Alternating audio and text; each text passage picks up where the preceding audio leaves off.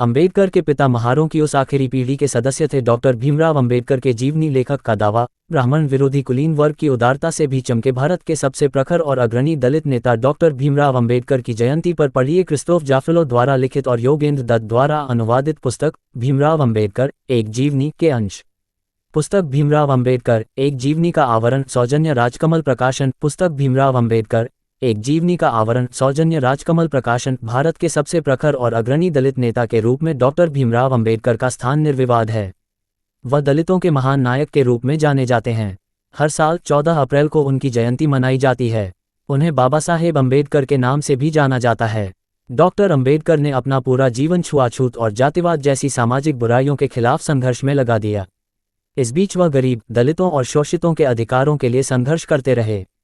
स्वतंत्र भारत के वो पहले विधि एवं न्याय मंत्री थे। भारतीय संविधान का मसौदा तैयार करने वाली समिति के अध्यक्ष पद पर उनके दायित्व निर्वहन के चलते उनके समर्थक उन्हें संविधान का जनक भी कहते हैं। साहित्य आज तक पर अंबेडकर की जयंती पर पढ़िए क्रिस्तोफ जाफलो द्वारा लिखित और योगेंद्र दत्त द्वारा अनुवादित पुस्तक भीमराव अंबेडकर एक जीवनी के अंश। ये पुस्तक राजकमल प्रकाशन से प्रकाशित है। क्रिस्तोफ जाफलो ने डॉक्टर अंबेडकर के जीवन को समझने के क्रम में उनके जीवन के जिन 3 सबसे महत्वपूर्ण पहलुओं पर प्रकाश डाला है वे हैं: एक समाज वैज्ञानिक के रूप में अंबेडकर, एक राजनेता और राजनीतिज्ञ के रूप में अंबेडकर तथा स्वर्ण हिंदुत्व के विरोधी एवं बौद्ध धर्म के एक अनुयायी व प्रचारक के रूप में अंबेडकर। अंबेडकर का जन्म 14 अप्रैल 1891 को हुआ था। अंबेडकर को Mhow military headquarter of war room छावनी में पैदा होने का अपरिमित लाभ मिला। उनके पिता रामजी सकपाल और उससे भी पहले अंबेडकर के दादा सेना में मुलाजिम थे। सकपाल 1866 में सेना में भर्ती हुए और तरक्की पाते हुए सूबेदार के पद तक पहुंचे। बाद में उन्हें एक सैनिक नॉर्मल स्कूल का हेडमास्टर भी नियुक्त किया गया। अंबेडकर की मां भी एक बेमिसाल सैनिक विरासत वाले महार परिवार से संबंधित थीं।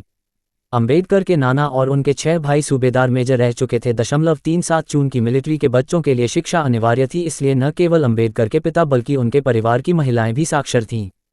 रामजी सकपाल ज्योतिराव फुले के दोस्त और प्रशंसक थे।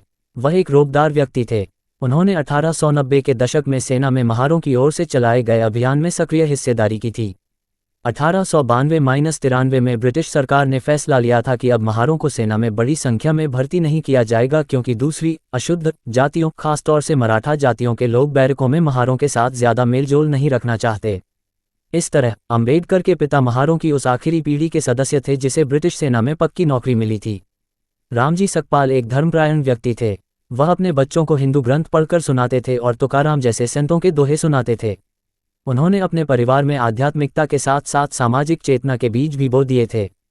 इसका एक कारण ये था कि वे कबीर के अनुयायी थे, जिन्होंने जातिगत ऊंच नीच का डटकर मुकाबला किया था।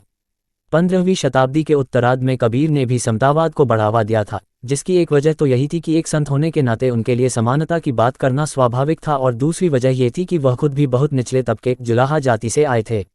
मगर अंबेडकर के करियर को एक निश्चित शक्ल देने में आधुनिक शिक्षा और उसके लिए मराठा महाराजाओं से मिली सहायता सबसे निर्णायक पहलू रहे।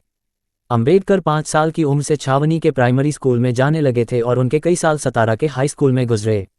बाद में उनके पिता सेना के साथ बम्बई आ गए, जहां उन्होंने अपने भाई के साथ एल्फिंस्टन स्कूल में दाखिला लिया। एल्फिंस्टन स्कूल से वे एल्फिंस्टन कॉलेज में पहुंचे, जहां उन्होंने अंग्रेजी और फारसी में B.A. की डिग्री ली। वह संस्कृत भी पढ़ना चाहते थे, मगर अपनी जाति के कारण वह संस्कृत नहीं पढ़ पाए। अगले साल 1913 में वह बड़ौदा रियासत की सेना में लेफ्टिनेंट के पद पर भर्ती हो गए। भर्ती के महज एक पखवाड़े के बाद उनके पिता का देहांत हो गया। इसके बाद अंबेडकर ने नौकरी छोड़कर और बड़ौदा महाराज की आर्थिक सहायता से एक बार फिर अपनी पढ़ाई शुरू करने का फैसला लिया।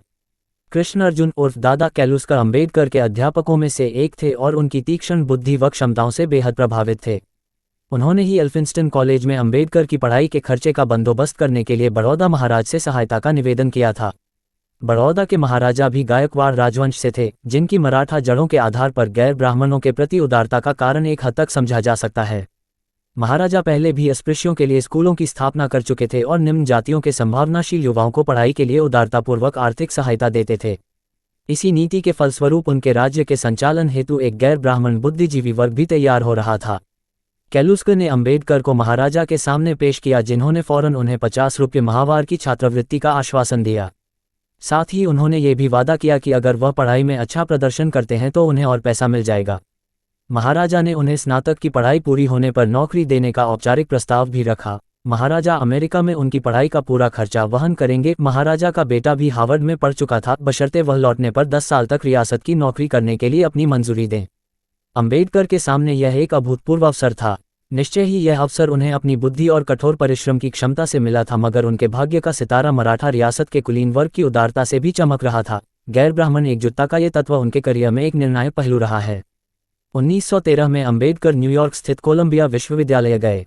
वहां उन्होंने 1915 में अर्थशास्त्र में स्नातकोत्तर की डिग्री हासिल की। इस डिग्री के लिए उन्होंने प्राचीन भारत में व्यापार पर शोधपत्र लिखा था। 1916 में जाति के विश्लेषण की उनकी पहली कोशिश शुरू हुई और उन्होंने मानवशास्त्र की एक सेमिनार में costs in India, there mechanism, genesis and development शीर्षक से पर्चा प्रस्तुत किया। अपने इस पर्चे में, जिस पर हम आगे फिर चर्चा करेंगे, अंबेडकर ने पहली बार पश्चिमी समाज विज्ञान से निकली अवधारणाओं को भारत के संदर्भ पर लागू किया था। कोलंबिया में वह अपने 2 प्रोफेसरों, जॉन ड्यूवी आनुभविक दर्शन के प्रणेता और R.A. सेलिगमान से खास तौर से प्रभावित हुए थे। इसके अलावा उन्हें टस्केजी इंस्टीट्यूट के संस्थापक बुकर टी वॉशिंगटन से भी भारी प्रेरणा मिली, जो अफ्रीकी अमेरिकियों की मुक्ति के लिए शिक्षा को एक माध्यम के रूप में देखते थे। इस तरह अंबेडकर भी चिंतन की नई धाराओं और सबसे बढ़कर टॉमस पेन के समतामूलक व्यक्तिवाद की गहराइयों में उतरते चले गए, जो इससे पहले फुले को भी प्रभावित कर चुके थे। जीलियट बताती हैं कि अमेरिका में अंबेडकर ने सामाजिक समानता लाने के लिए लोकतांत्रिक संस्थानों की सत्ता में एक दृढ़, अविचल आस्था हासिल कर ली थी और ये विचार उन्हें मोटे तौर पर ड्यूवी से प्राप्त हुए थे। वर्ष 1916 में Ambedkar London school of economics LSE में पढ़ने के लिए अमेरिका से इंग्लैंड चले गए। जुलाई 1917 में बड़ौदा महाराजा ने उन्हें भारत लौटने का निर्देश दिया।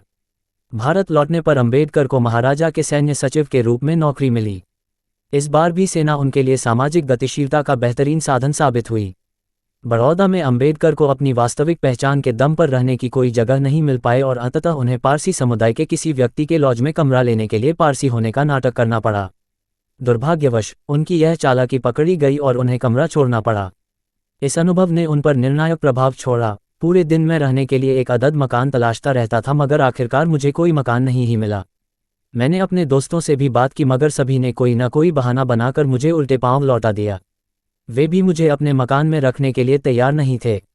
मैं पूरी तरह हताश और थक चुका था। अब क्या करूं, मैं तय नहीं कर पा रहा था। परेशान और व्यथित, मैं एक जगह जाकर बैठ गया। मेरी आंखों से आंसू बहते न रुकते थे। मकान पाने की मुझे कोई उम्मीद दिखाई नहीं दे रही थी। अब मेरे पास अपनी नौकरी और ये शहर छोड़ने के अलावा कोई चारा नहीं था।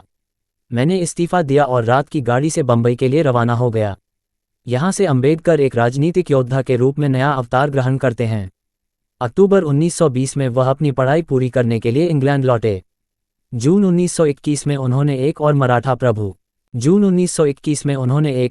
प्रभु कोल्हापुर महाराज की आर्थिक सहायता से अपनी स्नातकोत्तर की डिग्री पूरी की। कोल्हापुर महाराज 1901 से ही बहुत सख्त ब्राह्मण विरोधी रवैया रखते थे। जब कोल्हापुर के ब्राह्मणों ने मराठों को न केवल क्षत्रिय हैसियत अता करने से इनकार कर दिया था, बल्कि उन्हें पारिवारिक कार्यक्रमों में भी वैदिक अनुष्ठानों के लिए अयोग्य घोषित कर दिया था। इसके बाद से कोल्हापुर के महाराजा शाहू महाराज ने भी अंबेडकर के प्रति वही संरक्षणवादी रवैया अपना लिया जो कभी बड़ौदा के महाराजा ने अपनाया था। उनकी उदारता की सबसे मुखर अभिव्यक्ति उनका वह पत्र था जो उन्होंने लंदन स्कूल ऑफ इकोनॉमिक्स के नाम अंबेडकर के पक्ष में लिखा था। इस पत्र से भी उनकी ब्राह्मण विरोधी एकजुटता के बारे में काफी कुछ पता चलता है। श्री अंबेडकर आपको पिछड़ी जातियों और ब्राह्मण नौकरशाही का फर्क समझाएंगे। साथ ही वह आपको बताएंगे कि अगर कोई पिछड़ी जातियों से हमदर्दी रखता है तो उन्हीं ब्राह्मण नौकरशाहों के हाथों उसे कैसी पीड़ा का सामना करना पड़ता है, जो कहने को तो लोकतांत्रिक विचारों का दावा करते हैं और पिछड़ी जातियों के कल्याण की दुहाई देते हैं, मगर वास्तव में वे अपने लिए एक छोटे से अल्पतंत्र के अलावा और कुछ नहीं चाहते। वह अंबेडकर आपके इंग्लैंड की प्रबुद्ध जनता के सामने उन गैर ब्राह्मण हिंदुओं का दृष्टिकोण प्रस्तुत करेंगे जो एक मत से ये मानते हैं कि होम रूल की मांग करने वाले ब्राह्मण असल में अपनी उसी सत्ता को बहाल करना चाहते हैं जो बहुत पहले उनसे छीन ली गई थी।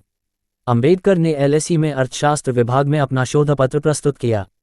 1922 में प्रस्तुत इस शोधपत्र का शीर्षक था the problem of the rupee, रुपये की समस्या। चूंकि अंबेडकर ने शोधपत्र पर गंभीरता से ध्यान नहीं दिया था, इसलिए पहले दौर में उसे खारिज कर दिया गया। मार्च 1923 में उन्होंने अपने शोधपत्र को दुरुस्त करके जमा कराया और उसी साल नवंबर में सफलतापूर्वक उसका बचाव किया। 1927 में उन्हें the evolution of provincial finance in British India शीर्षक के अपने शोधपत्र के लिए कोलंबिया विश्वविद्यालय से PhD की डिग्री मिली। इस प्रकार वह डॉक्टरेट की डिग्री हासिल करने वाले पहले अस्पृश्य व्यक्ति बने। 1923 में अंबेडकर ने बॉम्बे बार में अपना पंजीकरण कराया। 1923 में अंबेडकर ने बॉम्बे बार में अपना पंजीकरण कराया और अगले साल से ही उच्च न्यायालय में वकालत की प्रैक्टिस करने लगे। उनके अस्पृश्य होने की वजह से उनके बहुत सारे संभावित मुवक्किल छिटक जाते थे। फलस्वरूप उन्हें अपना खर्चा चलाने के लिए वकालत के साथ साथ अध्यापन का भी काम करना पड़ा। 1918 में वह ब्रिटेन के Sydenham college of commerce and economics में राजनीतिक अर्थशास्त्र पढ़ा चुके थे। 1925 में उन्होंने बाटली बॉय अकाउंटेंसी ट्रेनिंग इंस्टीट्यूट में पार्ट टाइम लेक्चरर की नौकरी की। तसल्ली की बात यह रही कि अंबेडकर की वकालत चाहे न चल पाई हो, मगर उनके कानूनी प्रशिक्षण व ज्ञान ने अदालतों में अस्पृश्यों का पक्ष रखने में, राजनीतिक मोलभाव के अवसरों पर या राजनीतिक वार्ताओं के दौरान उनको बहुत फायदा पहुंचाया। इस तरह यह संयोग की बात नहीं थी कि अंबेडकर भारत के पहले अखिल भारतीय अस्पृश्य नेता बने। उनकी नियति को निर्धारित करने में उनकी बुद्धि और ऊर्जा के रूप में उनके निजी गुणों ने तो अहम भूमिका अदा की ही, उनके पारिवारिक, सामाजिक और क्षेत्रीय संदर्भ ने भी उन्हें बहुत लाभ पहुंचाया। खासतौर से महाराष्ट्र के ब्राह्मण विरोधी आंदोलन का वंशज होने और मराठा महाराजाओं से मिली सहायता से उन्हें बहुत लाभ हुआ। उनकी सामाजिक राजनीतिक चेतना और उग्र तेवर उनकी जाति और परिवार की पीड़ा का सीधा परिणाम थे। फिर भी जाति व्यवस्था के खिलाफ उनकी बगावत को एक स्पष्ट दिशा देने वाली सबसे निर्णायक कारक थी उनकी विदेशी शिक्षा, जिसने उन्हें समतापरक मूल्यों से परिचित कराया और जाति की संरचना पर शोध करने का मौका दिया। भारत लौटने पर उन्होंने समाजशास्त्र के विश्लेषण के अपने उपकरणों को तराशा ताकि उस समाज व्यवस्था को चुनौती दे सके जिसमें अस्पृश्य ही प्रथम पीड़ित थे।